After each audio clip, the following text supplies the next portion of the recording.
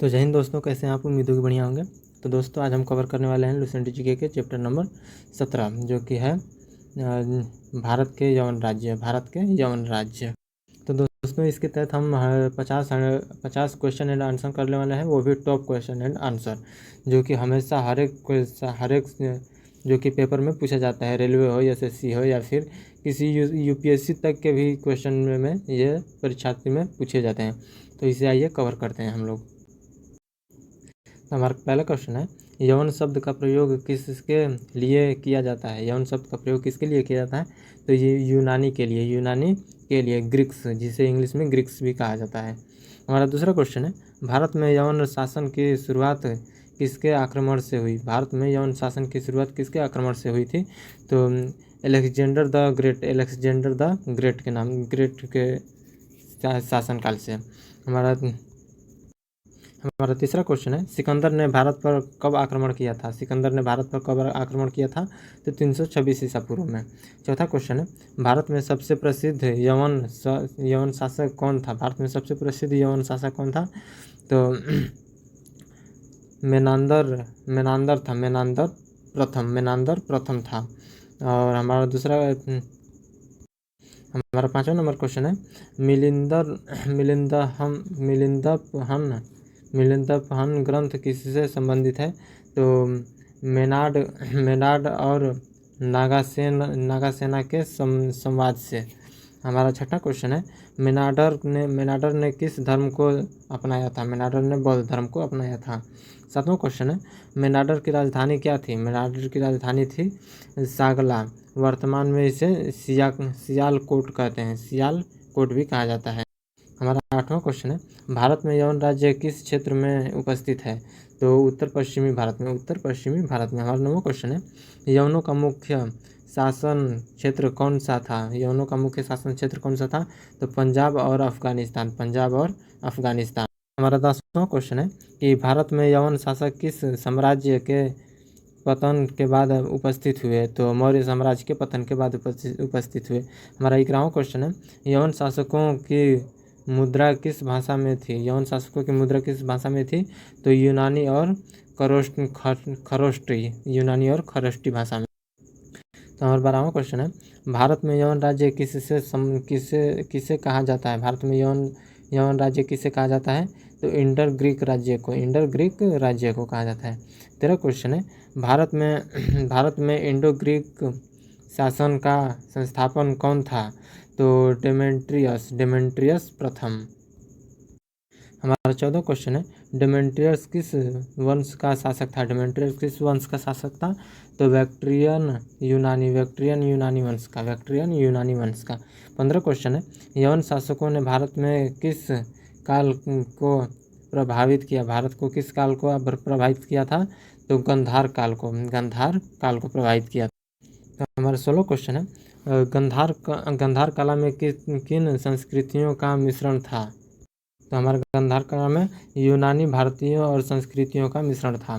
17वां question है, किस यवन शासक के सिक्कों पर बौद्ध प्रतीक मिलते हैं? तो मेनांडर प्रथम के। हमारा 18वां क्वेश्चन है, भारत में यवन शासक का मुख्य केंद्र कौन सा था? तो तक्षशिला था। हमारा 19वां क्वेश्चन है, यवनों में भारतीय समाज को किस प्रकार प्रभावित किया है? तो कला, सिक्के और व्यापार के माध्यम से। हमारा 20वां क्वेश्चन है, यवन शासकों ने किस प्रकार की मुद्रा चलाई थी? तो चांदी और तांबे की। हमारा 21वां क्वेश्चन है, मिलिंद पन्ना किस भाषा में लिखा गया है? तो पाली भाषा में। 22वां क्वेश्चन है, यवन शासकों का भारतीय इतिहास में क्या महत्व है? तो सांस्कृतिक समन्वय। हमारा 23वां क्वेश्चन है, यवन शब्द का उल्लेख किस प्राचीन ग्रंथ में मिला? तो महाभारत में। 24वां क्वेश्चन है, यवन शासन का अंत किसके आक्रमण से हुआ था? तो शक आक्रमण से। हमारा 25वां क्वेश्चन है भारत में यवन शासन कितने समय तक चला। भारत में यवन शासन कितने समय तक चला, तो लगभग 200 वर्ष तक, लगभग 200 वर्ष तक। हमारा 26वां क्वेश्चन है यवन शासकों की लिपि कौन सी थी। यवन शासकों की लिपि कौन सी थी, तो यूनानी और खरोष्टी, यूनानी और खरोष्टी। हमारा 27वां क्वेश्चन है यवन शासकों का प्रमुख व्यवसाय क्या था। प्रमुख व्यवसाय क्या था, तो व्यापार और प्रशासन, व्यापार और प्रशासन। 28वां क्वेश्चन है किस यवन शासक का नाम मिलिंद के रूप में प्रसिद्ध है। मिलिंद के रूप में प्रसिद्ध है, तो मेनांडर, मेनांडर के। हमारा अगला क्वेश्चन है यवन शासक के समय कौन सा धर्म अधिक प्रभावित हुआ, तो बौद्ध धर्म। 30वां क्वेश्चन है यवन शासकों ने भारत में किस प्रकार की मूर्तियां बनाए, तो बुद्ध की मूर्तियां बनाई। हमारा 31वां क्वेश्चन है यवनों के कारण भारत में कौन सी कला विकसित हुई, तो गांधार कला, गांधार कला। 32वां क्वेश्चन है गांधार कला का प्रमुख विषय क्या था, तो बुद्ध की मूर्तियां। 33 क्वेश्चन है भारत में यवनों के आने से कौन सा व्यापार बढ़ा है, तो भारत यूनान व्यापार। 34वां क्वेश्चन है यवनों ने किस क्षेत्र में प्रशासनिक सुधार किए। यवनों ने किस क्षेत्र में प्रशासनिक सुधार किए हैं, तो सिक्का प्रणाली में। 35वां क्वेश्चन है भारत में यवनों के समय कौन सा शहर प्रसिद्ध था, तो तक्षशिला।